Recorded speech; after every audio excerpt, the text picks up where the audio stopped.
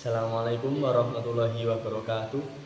Perkenalkan, nama saya Johan Fahmi Eka Prastia, kelas 3F, NPM 23 150 30 153, Prodi Penjaskesret, Fakultas FIKS.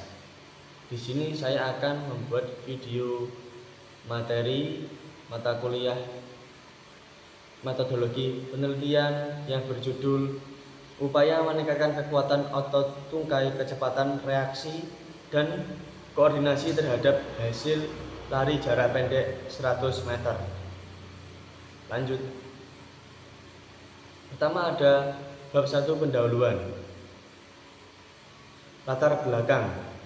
Pendidikan jasmani adalah mata pelajaran yang mencakup aspek pendidikan melalui aktivitas fisik dengan tujuan mengembangkan keterampilan gerak, kebugaran jasmani, dan pemahaman tentang gaya hidup sehat.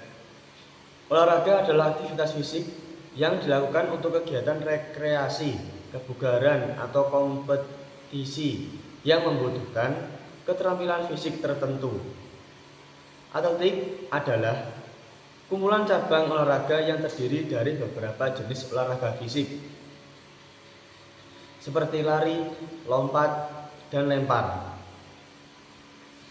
Lari jarak pendek adalah salah satu nomor dalam cabang atletik, di mana pelari harus berlari secepat mungkin dari garis start hingga garis finish dalam jarak yang relatif singkat.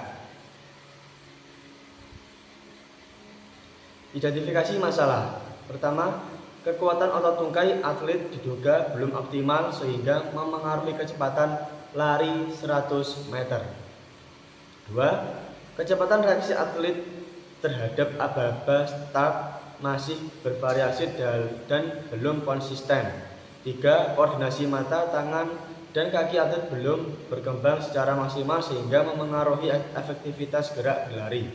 4. Belum diketahui seberapa besar kontribusi kekuatan otot tungkai, kecepatan reaksi, dan koordinasi terhadap hasil lari 100 meter.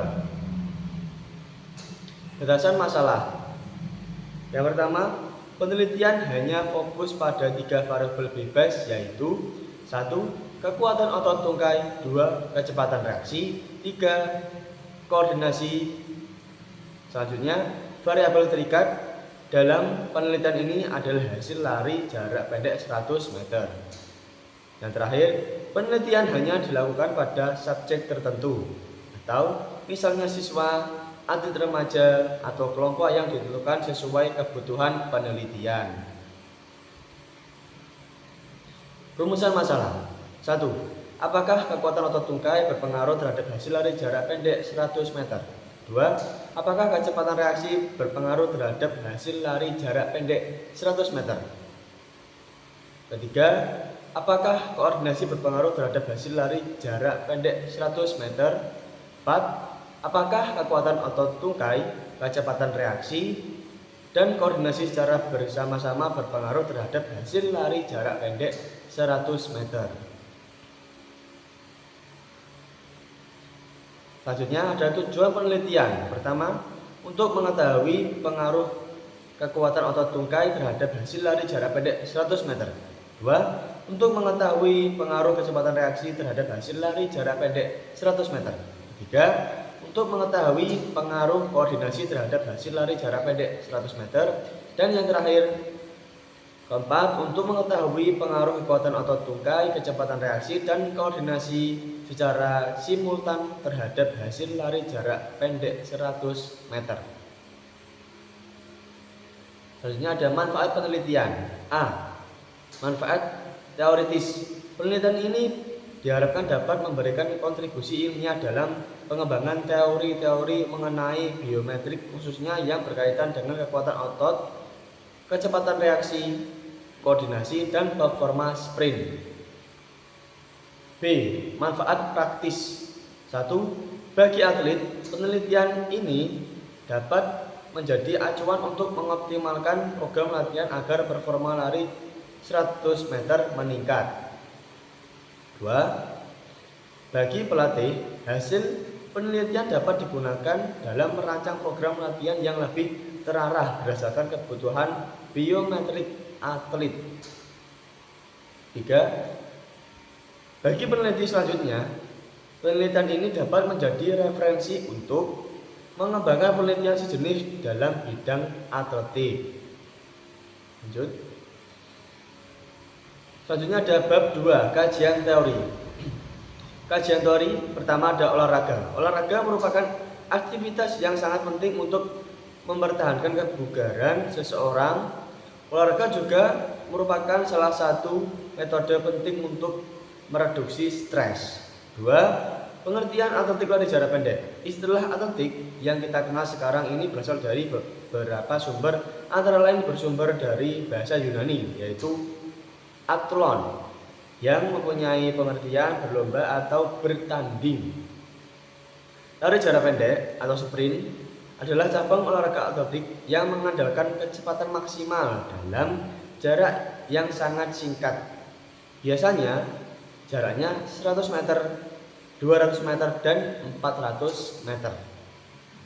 Yang ketiga, teknik-teknik dasar lari jarak pendek. Secara umum, gerak dasar dominan lari meliputi start, gerak lari dan finish. Lari jarak pendek menggunakan start jongkok dengan aba-aba bersedia, siap, ya. Aba-aba ya bisa menggunakan aba-aba fluid, pistol, atau bendera.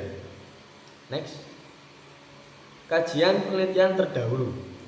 Kajian penelitian terdahulu mengenai lari jarak pendek sprint berfokus pada peningkatan performa atlet melalui berbagai metode latihan seperti akselerasi, variasi koordinasi, weighted sled towing, berpengaruh faktor fisik atau tinggi badan, panjang tungkai, dan berat badan terhadap efektivitas untuk meningkatkan keterampilan siswa.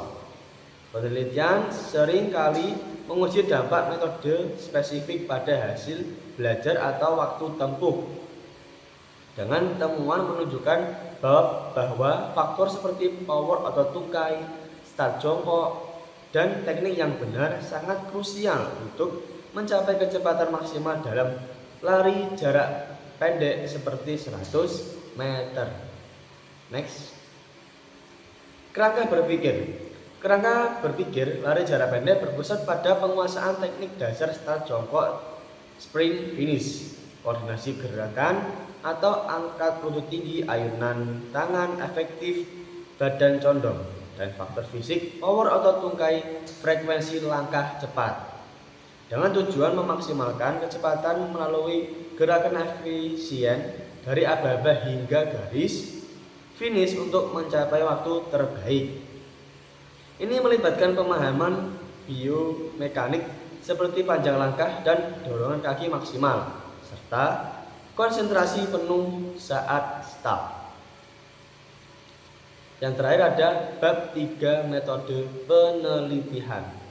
1. Kerangka berpikir.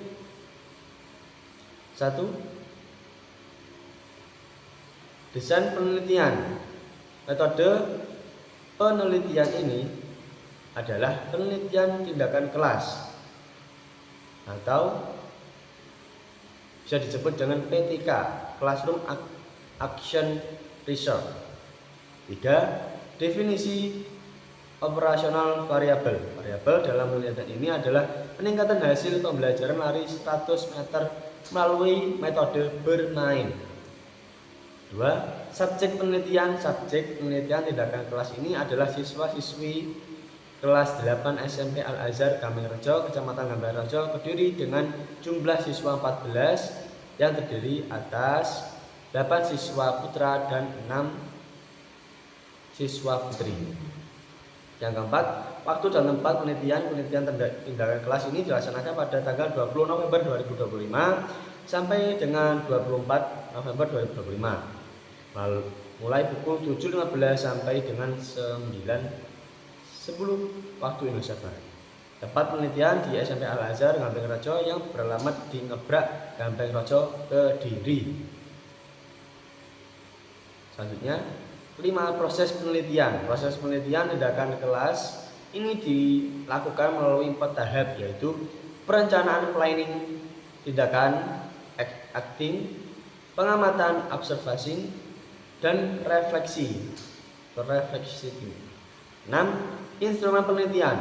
Instrumen dalam penelitian ini menggunakan lembar pedoman observasi untuk mengamati proses pembelajaran.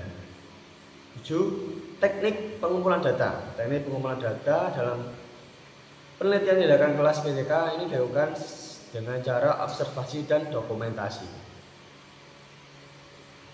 8. Teknik analisis data. Data yang dikumpulkan pada setiap kegiatan observasi dari pelaksanaan siklus PTK dianalisis secara deskriptif dengan menggunakan teknik presentase untuk melihat kecenderungan yang terjadi dalam kegiatan pembelajaran.